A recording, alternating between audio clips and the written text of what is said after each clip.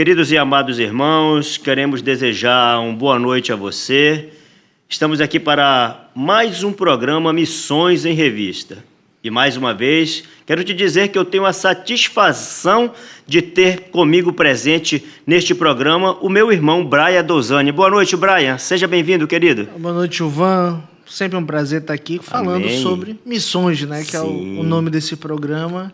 É um assunto aí que a cristandade inteira deveria dar mais importância. E nós estamos aqui para isso. Amém. Amém. E hoje, Brian, nós vamos ter o nosso convidado especial. Ele, no momento, ele está em São Paulo. Esse nosso programa ele vai ser nós aqui no Amazonas. Você verifica o quão importante é a internet hoje para que a palavra de Deus seja anunciada. Pastor Davanço, ele está lá em São Paulo. Pastor Henrique Davanço, eu gostaria que o senhor se apresentasse para os nossos convidados, para os nossos telespectadores do Brasil e do mundo, para que eles venham lhe conhecer, o seu nome.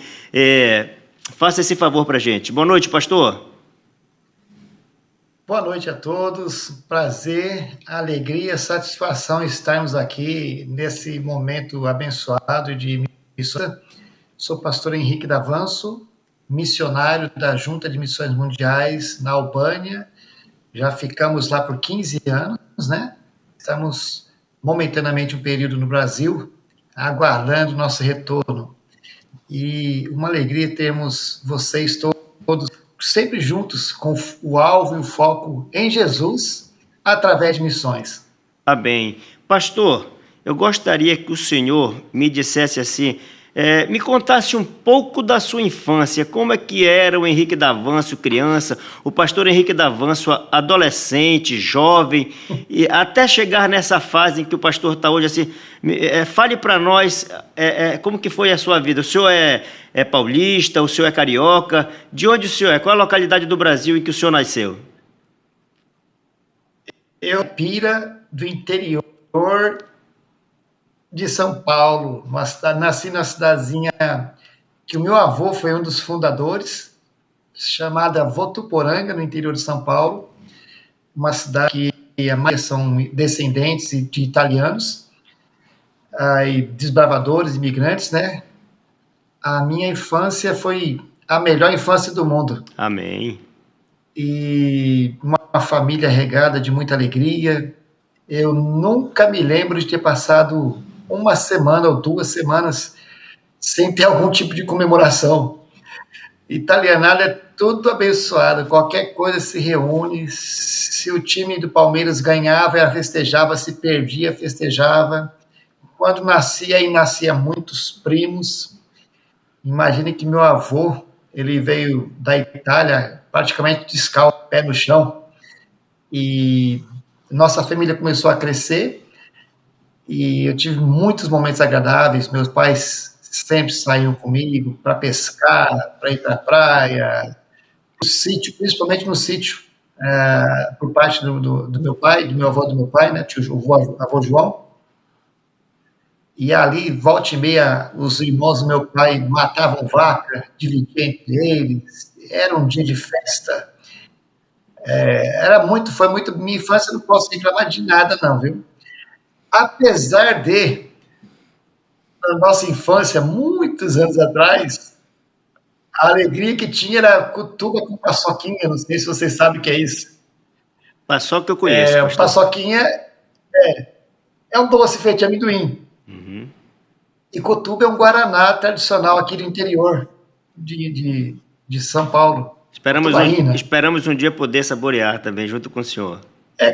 Se Deus quiser, eu vou levar para vocês aí. Opa! Não sabia, mas agora sabendo, vou levar.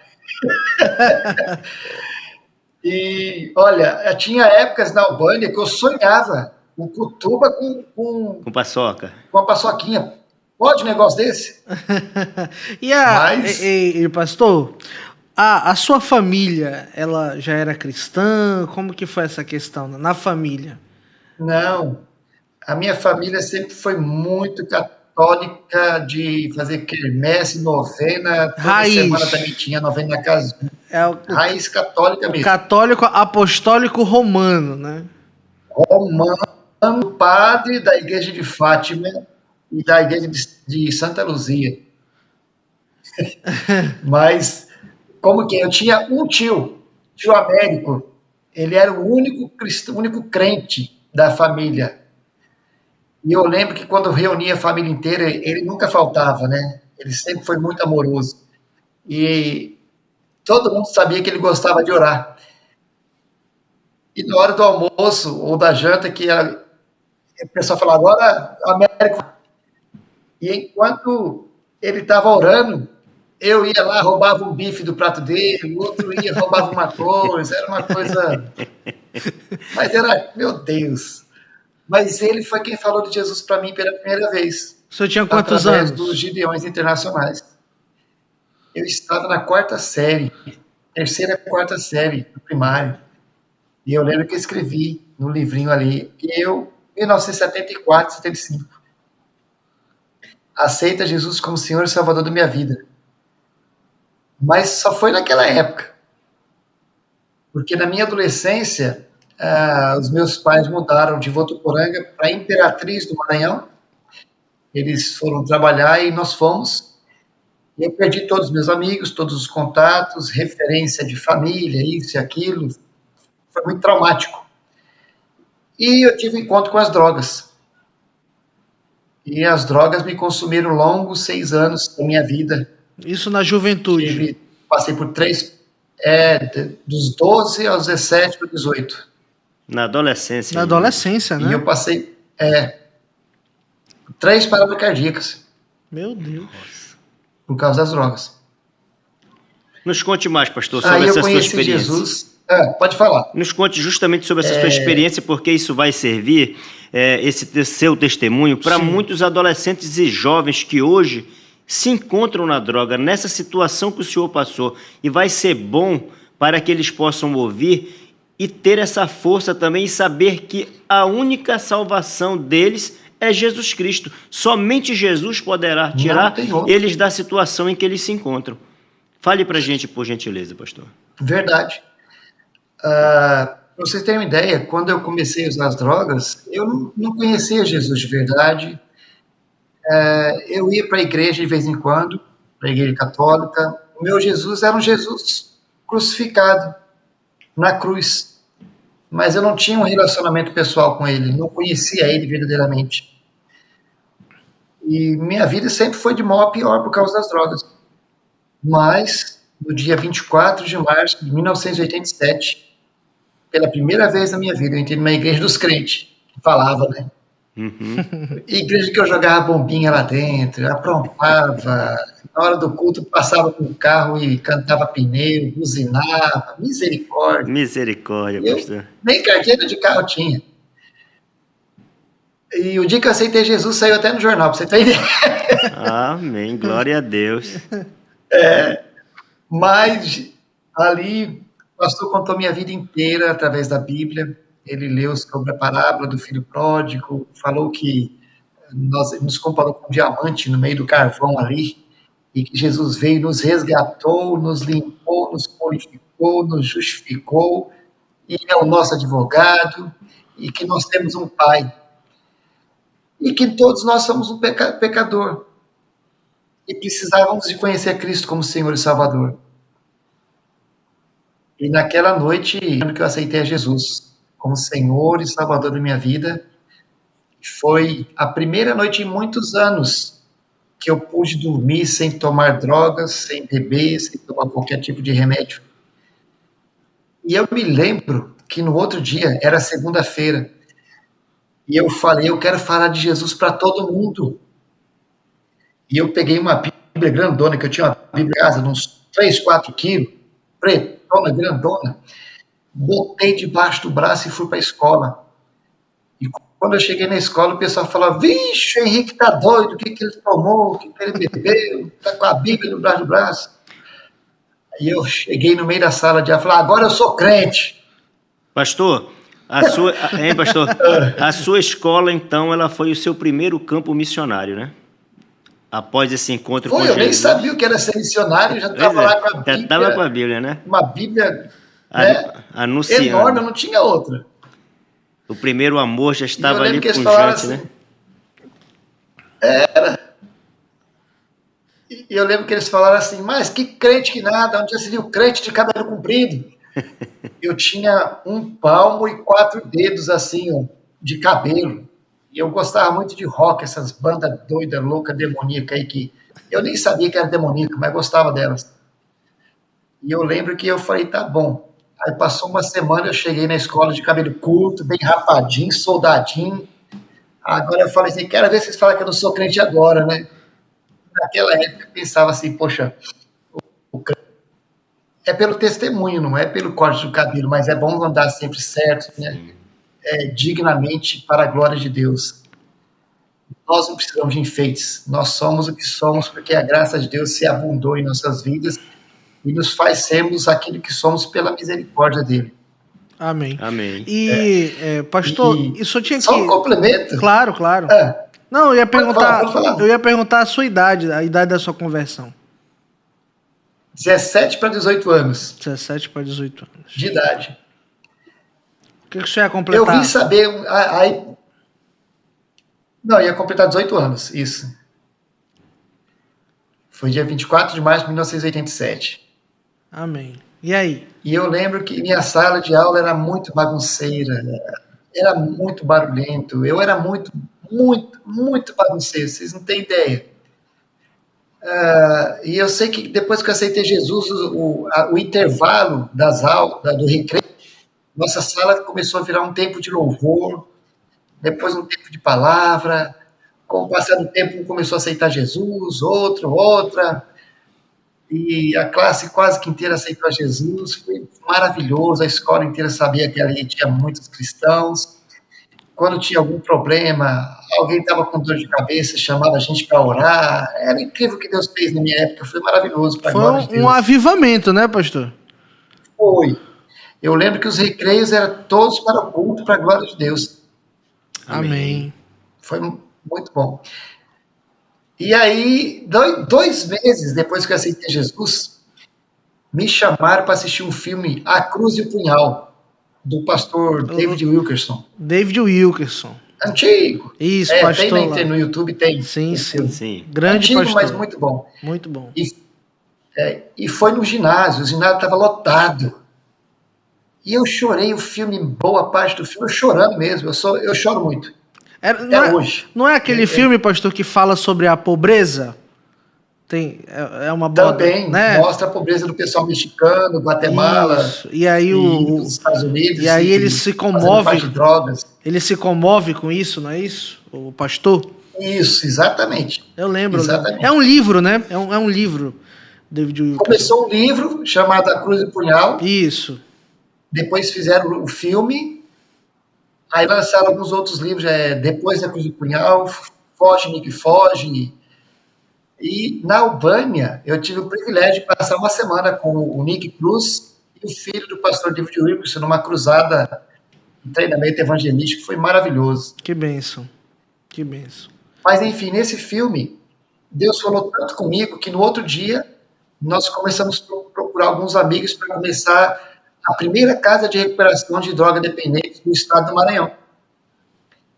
E realmente ali nós montamos a primeira casa de recuperação de drogados do Maranhão, e dessa casa veio outra, montamos a segunda, e agora tem a terceira, que é a que está lá mais forte, o projeto Comunidade Projeto Resgate, que é uma casa de recuperação de excelência, que uma média de recuperação incrível.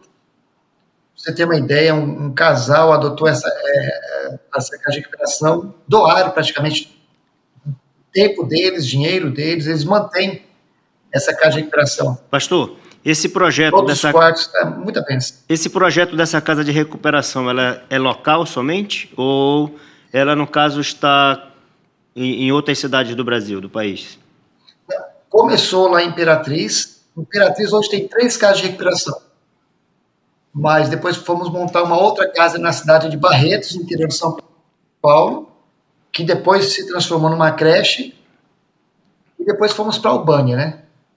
Certo. Mas eu tenho, assim, escutado e visto frutos dessa casa de recuperação até hoje, onde a gente vai, você que ajudou lá, muita gente, por glória de Deus. Centenas e centenas de recuperados. Pastor, Eu queria voltar um pouquinho, que o senhor já foi para lá na Albânia. Né? Eu sou muito pensamento acelerado, então eu tô me controlando aqui. Eu quero voltar um pouquinho. Eu quero entender.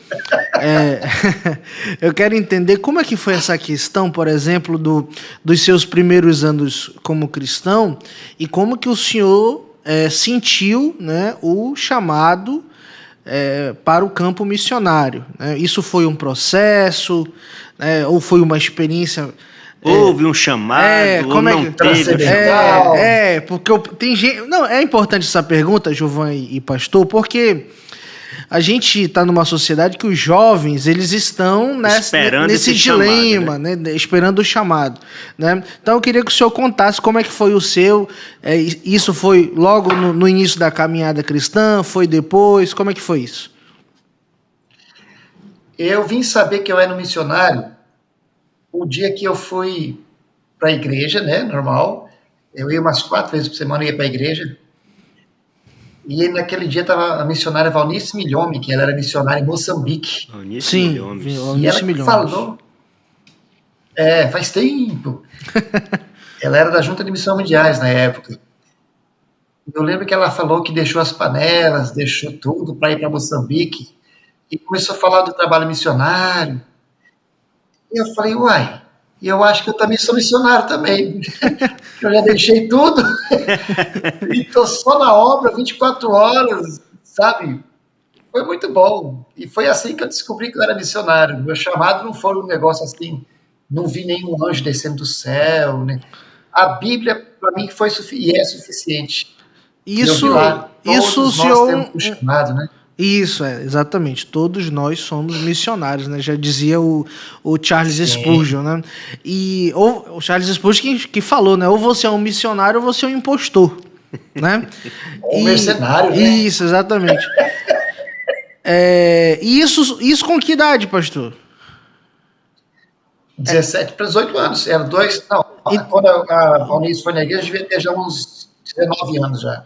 Então foi... Mas com 2 meses depois de convertido, eu já me entrei de cabeça, corpo, alma e espírito na obra missionária. Pastor, Sempre. Nós vamos precisar fazer agora um pequeno intervalo e no próximo bloco nós vamos ter a continuação desse pensamento aí que o Brian colocou para que o senhor pudesse estar explanando para a gente. Queridos e amados irmãos, nós vamos precisar agora ir para o nosso intervalo e gostaria de dizer a você, se você ainda não se inscreveu no canal da Constante TV, aproveite esse momento, nos dê essa oportunidade de ser um inscrito no nosso canal. Voltamos para o segundo bloco dessa tão agradável entrevista com o pastor Henrique Davâncio. Brian, meu querido irmão, fique à vontade e refaça a pergunta que você fez para o pastor Henrique já no final do primeiro bloco. Não, eu estava aqui falando sobre o chamado missionário do pastor, do missionário, né? Que não brilhou nenhuma luz na janela, né, pastor? Exatamente, foi a palavra de Deus que me chamou, né? Deus, né? E todos nós temos um chamado, como você falou, o Spurgeon já falou isso. Isso. E temos uma ordem, né? Que é ide. E pregai o evangelho. Mateus 28, 19, 20 fala, portanto, ide, pregai o evangelho e tal. Esse, portanto, é muito significativo na vida do cristão. Jesus falando, vocês viram, entretanto, contudo, e ali nesse, portanto, tem toda a história dos milagres que Jesus fez, mostrando para os seus discípulos, olha, vocês viram o que aconteceu, agora é a vez de vocês. Agora imagine isso na mente e na visão daqueles discípulos, apóstolos, vendo o Cristo ressurreto após a sua ressurreição, né? Sim. Como que não foi? Eles foram incendiar o mundo, como a Bíblia diz, né?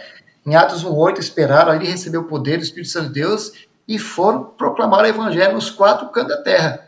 E é isso que nós temos que fazer hoje. Amém. Proclamar o evangelho onde nós estamos. E não podemos esquecer, Manaus, né? Pastor, e não podemos esquecer que Jesus Cristo nos diz que todos os dias ele estará conosco também, né? Todos os dias. É maravilhoso. Uma Foi muito boa essa sua palavra. Eu estava na Albânia, não sei se eu estou me adiantando. Não, fique à vontade. Um desses dias, estava terminando de fazer o devocional, ajoelhado ali, sentei no sofá, a janela estava aberta, era verão, e ali eu falei, Jesus, eu estou cansado, eu estou triste, eu quero meus amigos, faz tempo que eu não vejo meus amigos brasileiros. Eu tenho centenas de amigos albaneses, tenho muitos mesmo, mas estava com saudade do Brasil e tal. E aí veio um vento que passou pelas parreiras de uva que estava do lado de casa, aquele cheiro de uva entrando pela janela, e me veio à mente exatamente Mateus 28, 20, a parte B. Eis que eu estou convosco todos os dias, até a consumação do século. Amém. E Ele é o nosso amigo. Amém. Pastor, o senhor já nos falou um pouquinho da Albânia. Agora nos fale como é que foi assim, esse chamado específico para que vocês fossem para a Albânia. Quando tudo isso vocês começam a sentir que Deus gostaria de usar vocês lá na Albânia. E antes disso, pastor, o senhor casou, né? Não vamos pular, tem que falar do casamento também, né? Verdade, como conheceu a irmã. Né? Verdade, Brian, muito bem lembrado. Então, por favor. 31 anos de casados. Olha aí, amém. Nos conte bem casados. Foi na igreja, pastor, que o senhor conheceu sua esposa? Como é que foi? Rapaz. Eu, assim, na realidade, ela me conheceu primeiro numa entrevista de televisão que eu estava dando lá na época. E aí eu vi ela na rua depois e eu falei, Jesus, será que é essa mulher tão bonita que eu vou casar? Eu não sabia o nome dela, nem onde morava, só vi que era a mulher mais linda do mundo. Foi amor à primeira vista, né? Do mundo não, da igreja, né? Foi. E passou um tempo eu orando. Jesus, onde é que está minha prometida? E eu também acho que ela estava orando também, não é possível, né? Estava assim, eu sei disso. E um dia eu conheço ela, numa livraria, eu estava ajudando a única livraria evangélica da cidade, e meu salário era todo para lá, porque eu estava fazendo seminário, e era tudo para livro, né? Isso. Eu passava 2 meses sem tomar uma Coca-Cola, rapaz.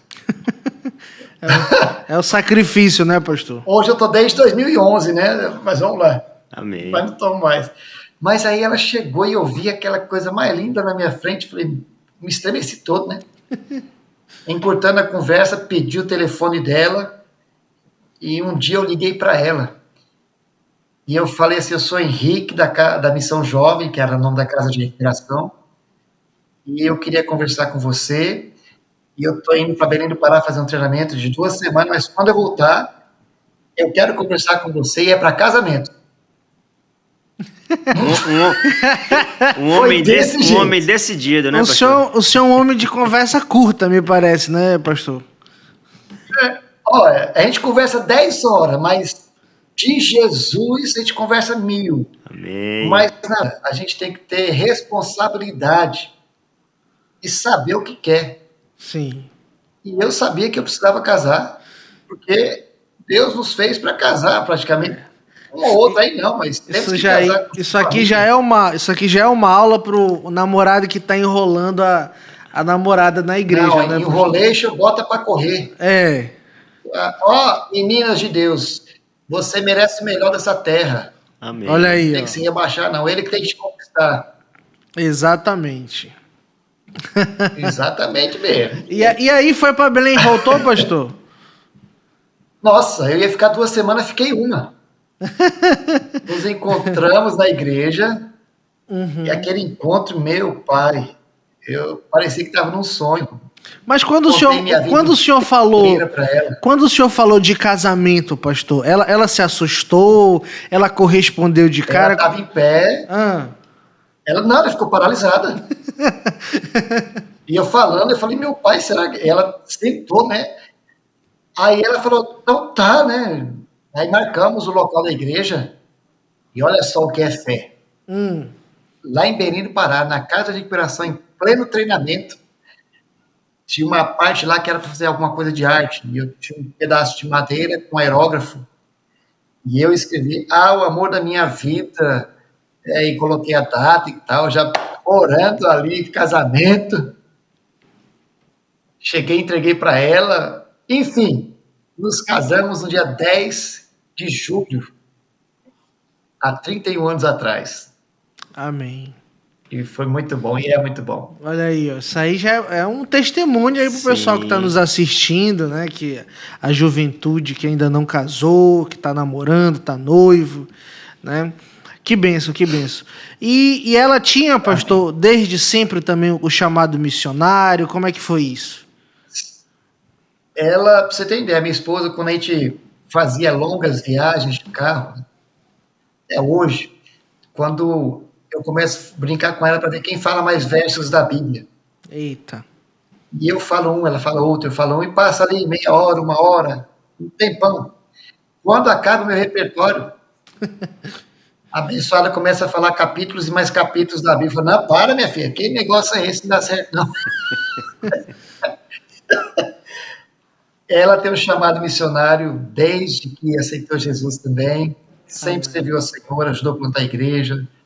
E quando nós estávamos nos conhecendo, ela ajudou muito na casa de recuperação, nos apoiando em tudo.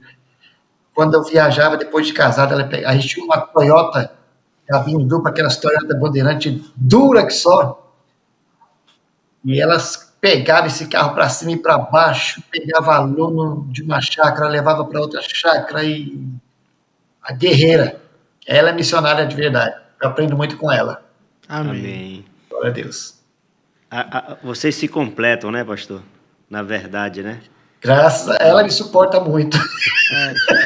Não, e isso... Só que eu acho que ela orou menos que eu. O casamento, sabe? Não, ela orou sim, tenho certeza disso. Mas isso serve pra gente refletir que a esposa e o marido, eles têm que estar em um propósito comum, seja ele qual for. Mesma vibe, né? Né, pastor? O senhor não concorda com isso? Sim, senão não dá certo. Acho que nós temos que focar naquilo que nós fazemos. Se eu sou pastor, eu tenho que focar na vida pastoral, ministerial. Se eu sou pastor missionário, eu tenho que focar no pastoral, na área pastoral, na área missional. Não dá para misturar. Com excelência, você consegue fazer uma coisa. E olhe lá. Então, nós temos que nos aperfeiçoar naquilo que Deus nos chamou. Se é o engraxate, faça aquele sapato brilhar como nunca. Se você trabalha com vidros, faça com que o brilho seja transparente. Amém. Vocês estão entendendo o que eu estou falando? Tem que ser o melhor onde nós estamos. Deus não chamou ninguém para ser meia boca. É isso. Amém. Pastor? Deus chamou para ser excelente. Então, já estão casados. E quando é que o casal começa a participar da JMM? Porque para vocês irem para a Albânia, né? Creio que precisava estar ligado ali em uma junta, né? Sim. Para poder ser enviado, sim. né? E relocando para o início da pergunta sobre a Albânia, né? Uhum. Eu lembro que pela primeira vez eu fui numa conferência missionária, de fato, foi em 1996, 97. Fui em São Paulo e pela primeira vez eu ouvi falar entre os povos não alcançados. No final dessa conferência, nós compramos um livro chamado Intercessão Mundial. E o quarto, quinto país desse livro falava Albânia. Só que dos outros países falava 1, 2, 3 páginas. E da Albânia apenas um parágrafo. E dizia assim, Albânia é um pequeno país do leste europeu e que na sua Constituição diz ser um país ateísta. Isso me trouxe uma revolta santa que eu falei, não. Começamos a orar, eu e minha esposa, de manhã, de tarde, de noite, depois de madrugada. Senhor, tem misericórdia da Albânia, envia missionários para a Albânia. E Deus nos enviou. Amém. De que maneira? Na época eu era pastor adjunto do pastor da primeira igreja batista de Imperatriz Maranhão, pastor Raimundo Nato, amigo que Deus me deu. E ali ele nos encaminhou para a Junta de Missões Mundiais. Passamos por uma entrevista E aí fomos aprovados, só que eu pedi mais um ano para a junta para nós terminarmos a implementação de uma outra casa de recuperação que nós já havíamos começado lá em Imperatriz também. E em 2006 fizemos um treinamento de 6 meses, muito intenso, de manhã, tarde e noite, intenso mesmo, e chegamos na Albânia em outubro de 2006. Sem saber uma palavra em albanês, a não ser fala-me Indelit, quer dizer obrigado. Pastor, para quem está nos assistindo, queria que o senhor colocasse assim no mapa mundi, aonde é que fica a Albânia, né? Para localizar o nosso povo. Até para a gente foi difícil na época, não tinha internet, tinha um tal de uns negocinhos só de númerozinho, verdinho no computador, CP500, é uma coisa de outro mundo. E aí a Albânia fica acima da Grécia, abaixo da Macedônia, Kosovo, Montenegro, aí tem o Mar Adriático e do outro lado a Itália. Fica na bem coxinha... no cantinho daquela botinha da Itália. Isso, fica na paralela ali à costa da bota, né? Vamos colocar assim. Exatamente, do outro lado. Isso. É um país de... Tem ela dividida da Grécia. Isso. É um país de quantos habitantes, pastor? Quando nós chegamos na Albânia, a Albânia tinha cerca de 9 milhões e meio de habitantes, em 2006. Mas hoje a Albânia não tem 2 milhões e meio de habitantes. Meu Deus. Por quê? Devido à falta de indústria, a Europa precisa de mão de obra barata, não tem como sobreviver praticamente, é difícil. Então os filhos vão completando 16, 17 anos e vão indo para os países para até pegar documentação, para poder ficar legalmente no país trabalhando. E mandam ali suas ofertas para os pais, para sobreviver também. Geralmente a cultura albanesa é uma cultura islâmica, uma cultura oriental, quer dizer, o filho mais novo, ele que fica em casa para cuidar dos pais. Então os pais não ficam abandonados. Os pais ficam sendo contas pelos filhos mais novos, que casa, e ali ficam tomando conta dos pais em casa. Pastor, e aí vocês fizeram essa mudança para a Albânia, depois de passar por todo esse processo na junta de missões mundiais, depois de orarem, pedirem que Deus enviasse missionários para a Albânia, sem saber que os missionários que seriam enviados seriam vocês. Quando chegaram na Albânia, como é que foi essa questão desse choque cultural? Como vocês se sentiram lá? Até respirei fundo aqui, né? A viagem para a Albânia foi uma epopeia. Nós, na época, compraram um voo de 2 empresas diferentes. A primeira atrasou o voo, aí pronto, né? Perdeu todos os outros voos. E um monte de mala. A minha Emanuele estava com... Como chama aquela coisa que nasce umas coisinhas assim? Esqueci o nome. Enfim, uma infecçãozinha que estava lá, catapora. E aí a doutora falou, um dia antes da viagem, vocês têm que tomar injeção para que a catapora não se manifeste.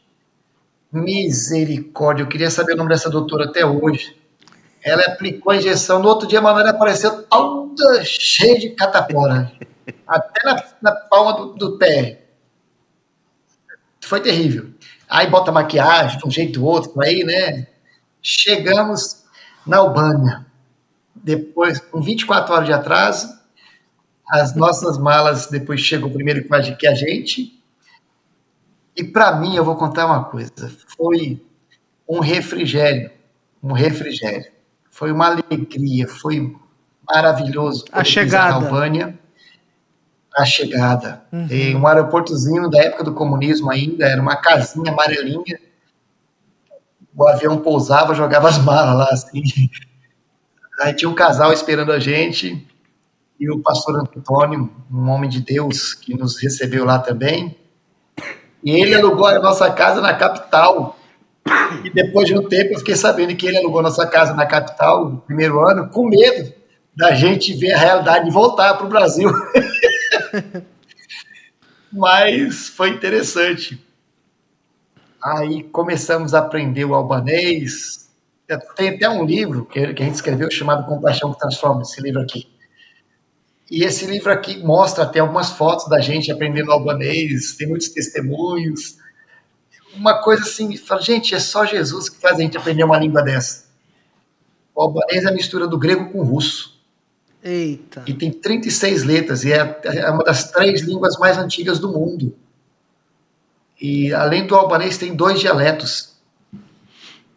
E nós ficamos impactados com a música, com a comida, com o transporte, com o jeito do povo ser, com as roupas dos anos 40 ainda. Só o centro da capital tinha asfalto, o resto... A Albânia era uma África de brancos na época. Então, a gente está falando de um país profundamente pobre, então, né, pastor? É ex-comunista. Sofreu toda a questão da ditadura, Albânia. Aquela coisa Sim, toda. Exato, isso. Mas hoje a Albânia, a capital, parece Paris. O centro, né? O centro da capital. É linda demais, muito bonita. O povo albanês é um povo muito amigável, um povo muito amigo. Eu tenho muitos amigos na Albânia, tenho amigos que, se for possível, até dão uma vida por mim. Pastor, pastor, nós vamos precisar chamar o intervalo para o segundo bloco. Querido e amado irmão, continue conosco, ligado na Constante TV. Entrevista maravilhosa com o pastor Henrique Davâncio. Sem dúvida. Sem dúvida, né, Brian? Sim. E gostaríamos de contar com você também no terceiro bloco. Aproveita nesse momento e se inscreva no nosso canal. Voltamos ao nosso terceiro e último bloco e queremos continuar com a sua participação, querido telespectador. Mais uma vez te peço, se ainda não se inscreveu no canal, vai lá no YouTube, clica, Constante TV e se inscreve. Também fala para o teu amigo que ainda não conhece, que ainda não assistiu, que aqui o nosso único objetivo é louvar e engrandecer o nome do Senhor Jesus. Pastor Henrique Davâncio, esse é o nosso terceiro bloco. O nosso irmão Brian vai aí dar o gancho para a gente continuar o nosso bate-papo do bloco anterior. Pastor, o senhor estava contando sobre a dificuldade com o idioma, né? E, de fato, me parece que é um dos principais desafios para quem vai ser enviado para outro país, né? Queria lhe perguntar como que foi a questão, por exemplo, o país, né? Deixa eu reformular a pergunta. A Albânia, ela tem liberdade religiosa? Todo mundo pode ter a sua fé? Ou, de fato, é uma coisa que não existe essa liberdade e aí precisa ter o seu disfarce, etc.? Como é que é essa questão? Olha, a Albânia, ela é um país que tem liberdade religiosa. Certo. Só que não pode ter igreja registrada, então é uma liberdade assistida, vamos ver assim, uma liberdade que você tem algumas restrições, né? Sim. Uma liberdade restritivas, então, vamos dizer assim. A igreja, ela tem que ser clandestina, é isso? Não, ela é uma igreja que... Não é igreja, é uma fundação ou uma associação. Ela tem um registro, sim, né? No CGC, vamos falar CNPJ, sim, mas não pode ser em nome de igreja. Entendi. Todos os missionários que vão para a Albânia têm que estar registrados debaixo da Velazeriam de Lawrence Shiptar, que é os irmãos albaneses, os irmãos evangélicos da Albânia. Ela é como um guarda-chuva para nós perante o governo. Então, nós só podemos pegar visto de residência na Albânia se estiver debaixo dos irmãos evangélicos da Albânia. É uma fundação. Então, aí nós conseguimos. É uma fundação. E qual é paga imposto, paga isso? Tudo. E qual é o trabalho dessa fundação na Albânia, além de proteger vocês, né, eu imagino? É exatamente isso. Tem que trazer a confraternização, a unidade, é uma confraria, vamos falar assim, onde nós nos reunimos anualmente em culto entre os pastores, entre 2 ou 3 representantes de cada igreja, de todas os evangélicos, que tem na Albânia. Então, lá tem praticamente quase todas as denominações. Não muitas igrejas, mas tem praticamente representatividade. Então, juridicamente nos representam, para a questão de segurança, questão de unidade e nos representar diante do governo. Pastor, chegada 24 horas após o previsto, casa alugada num determinado local para que vocês não se arrependessem e voltassem logo para o Brasil. Como é que, após essa chegada, como é que começa a se desenvolver o trabalho missionário de vocês, tanto seu quanto da sua esposa, na Albânia? Os primeiros meses começar a aprender a cumprimentar bom dia, boa tarde, boa noite, quanto custa, onde fica. A outra questão é escola para a filha. A filha tem que aprender 2 idiomas, o albanês e o inglês. O albanês para a gente se comunicar na rua e na igreja que nós íamos plantar, e o inglês na escola que ela estudou. E nós começando a aprender o alfabeto albanês, com alguns irmãos da igreja do pastor Antônio, que 2, 3 vezes por semana iam em casa, e a gente fazia bastante comida para eles, bastante bolo, e eles se alegravam muito e chegavam sempre, a gente sempre jantava junto. O bolo brasileiro. Uma alegria. Sim, sim. E comida brasileira à vontade. Depois, nos 6 meses, começou a ser comida albanesa, que a gente começa a saber adaptar, né? Sim. E depois descobrimos, depois de 6 meses, tendo aula em casa com esses grupos de adolescentes da igreja, mais uma professora, nós começamos a fazer a Universidade de Língua Estrangeira e aprendemos o albanês na universidade, certificados. Hoje a gente pode até dar aula se quiser. Nós falamos fluentemente o albanês, ao ponto da minha esposa até ganhou um programa de televisão na Albânia em rede nacional, e hoje passa em 5 países esse programa, um programa de culinária, onde ela pode falar 5 minutos da Bíblia. E um país assim, isso passa a Albânia, Kosovo, Macedônia, Montenegro e Estados Unidos, tudo em língua albanesa. 100% gratuito. Até o material que vai usar no programa de culinária, a TV fornece. E pastor, como é que foi o início do trabalho, né?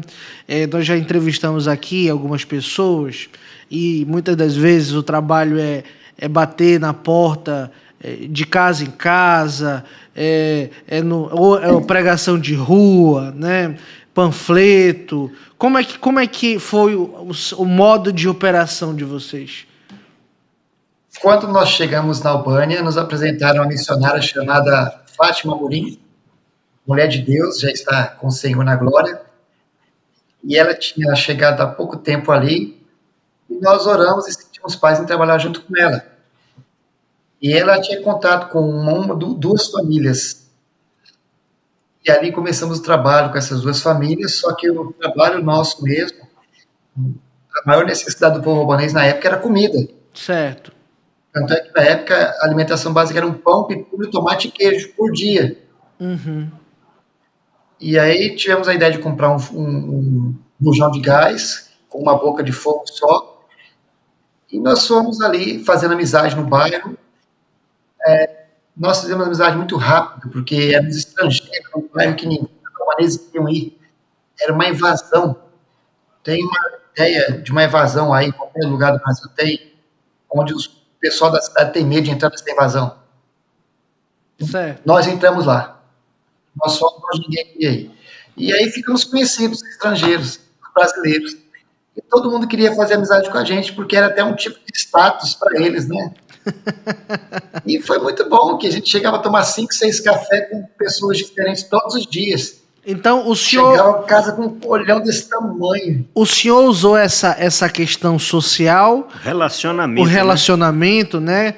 A amizade, para atrair as pessoas pro seu objetivo. Sim. Que ninguém sabia, eu imagino, no começo, né?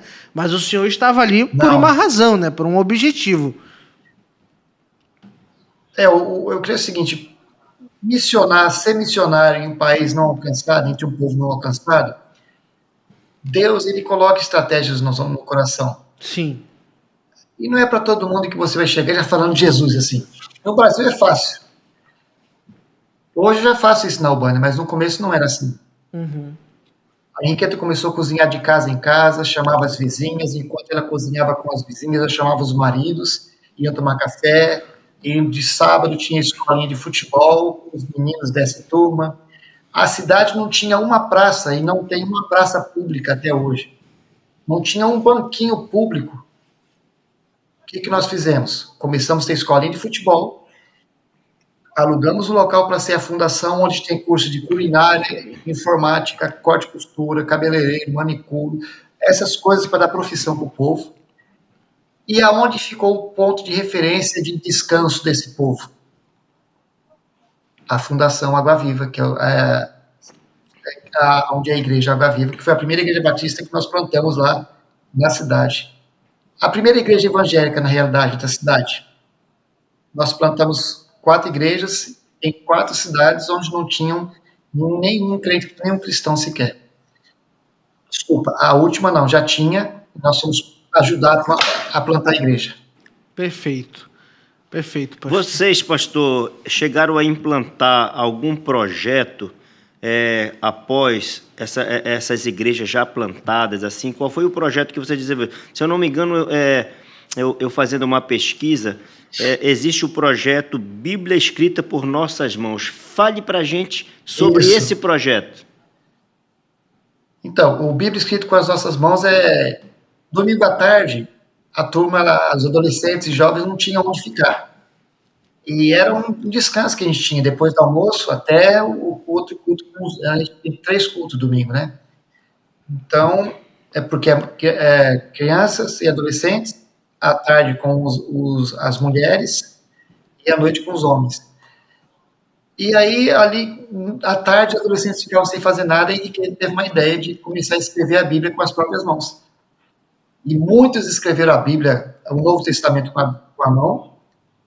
E teve um jovem, o Edson Coletes, que ele escreveu a Bíblia inteira em 1 ano e pouquinho com as próprias mãos. Foi muito bom, foi muito maravilha. Bom. Essa Bíblia se encontra na Junta de Missão Mundial hoje. Isso serve de exemplo para a gente, né? Sim. Para que a gente possa também abraçar esse projeto e implantar aqui na nossa comunidade, né? É muito bom. Muito bom. Amém. Pastor, são 15 anos, né? Essa história, né? 15 anos total? 15 anos. Eu queria que Parece que foi 15 dias, Jesus. Isso. Eu queria que o senhor pontuasse pra gente, nesses 15 anos, alguns acontecimentos que ocorreram nos primeiros anos, no primeiros 5 anos, 10 anos. Como que foi? Eu imagino que muita coisa deve ter mudado, né? A gente está falando de 1 década e meia de trabalho, né? Nos fale alguns acontecimentos, alguns casos que impactou vocês, né? O antes e o depois de alguma coisa, né?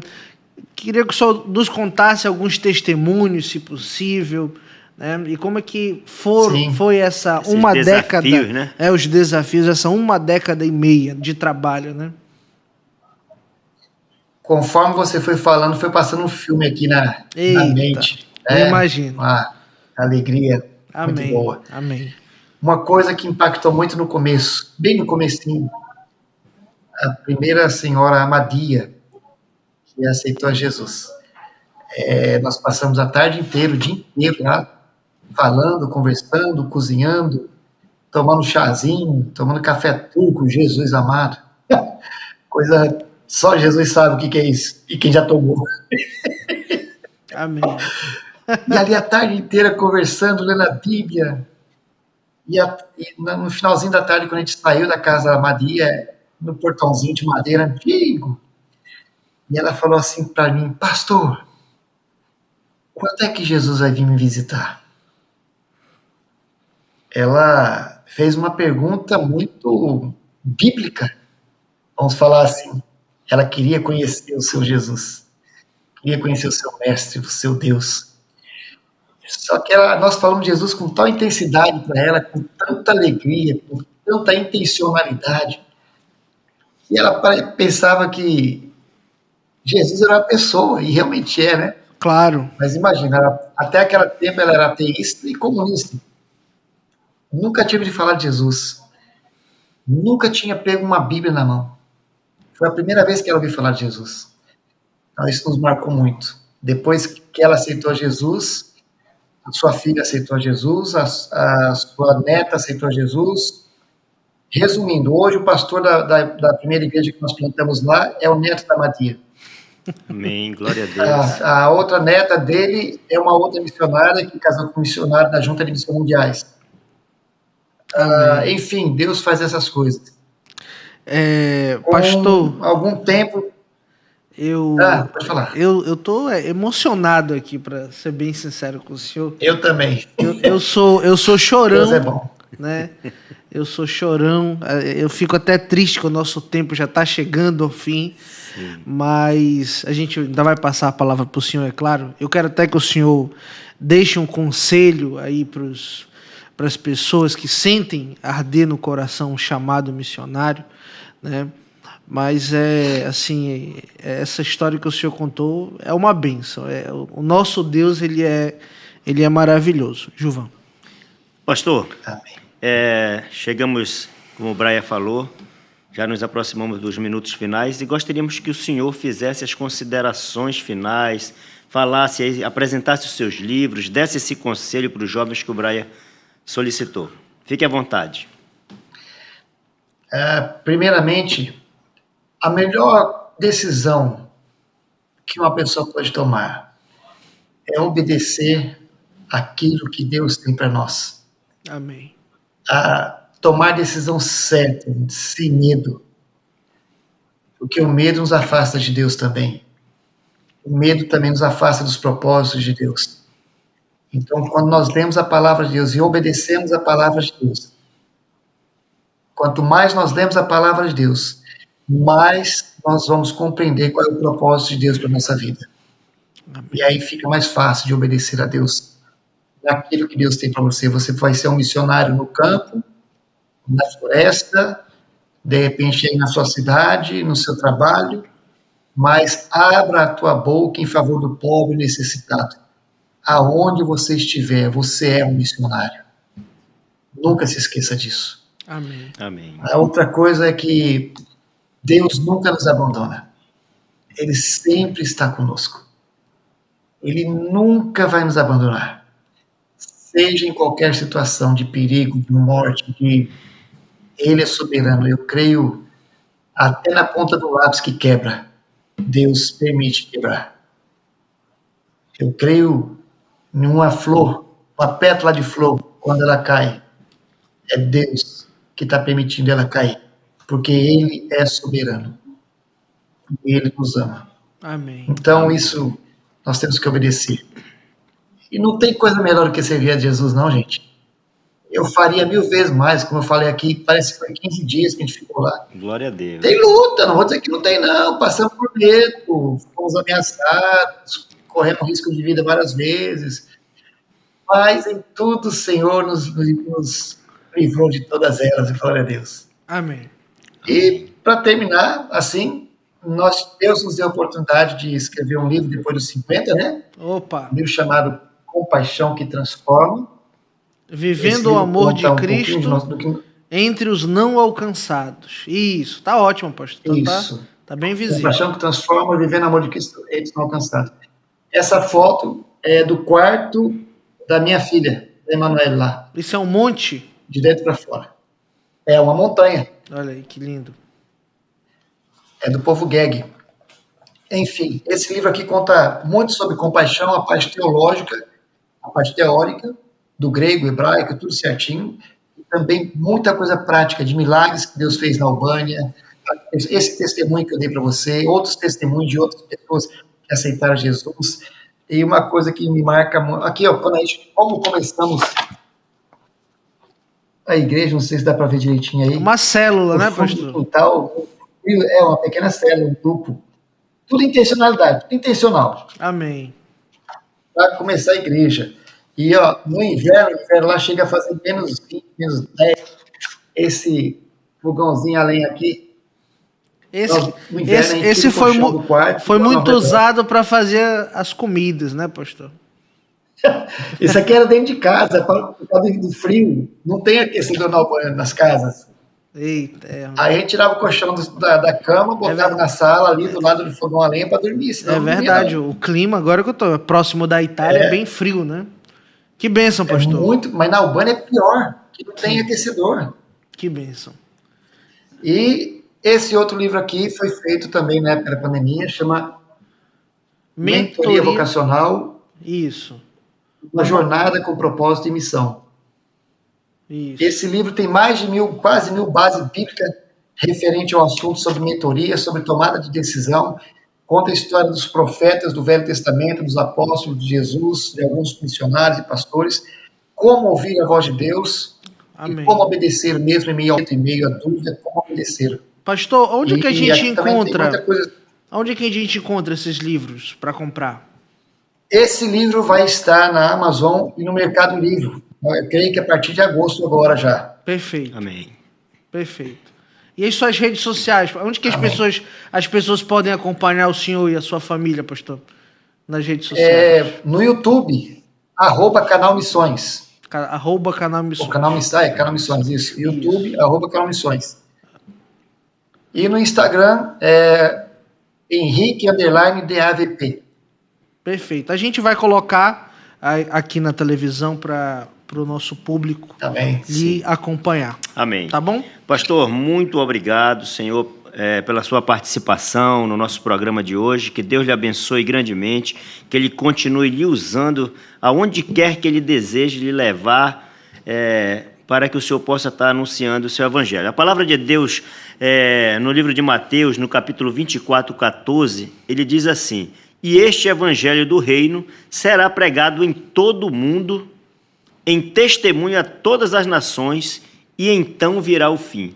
O nosso papel é esse, de anunciar esse evangelho. E esse programa, ele foi feito e criado justamente para isso, para que através da internet esse evangelho possa chegar até os confins da terra, assim como tem chegado aqui em Manaus, no Amazonas, no Brasil, e ele vai chegar até você, seja na Albânia, seja na Croácia, seja no Japão, seja na Coreia do Norte, onde o evangelho não é permitido ser pregado. Amém. Mas o Senhor Jesus, ele irá providenciar através desse programa e de nossas vidas. Então, meu querido telespectador, que você possa sentir no coração o desejo cada vez mais de, assim como nós, que já conhecemos esse Jesus que transformou a nossa vida, que Ele possa também transformar a tua vida através do Evangelho, que é o poder de Deus. Desejamos a todos uma boa noite e até o próximo programa, se assim Deus permitir. Amém. Tchau, pastor. Amém. Muito Tchau, obrigado. pastor. Muito obrigado. Amém. Deus abençoe. Amém. Muito grato para vocês.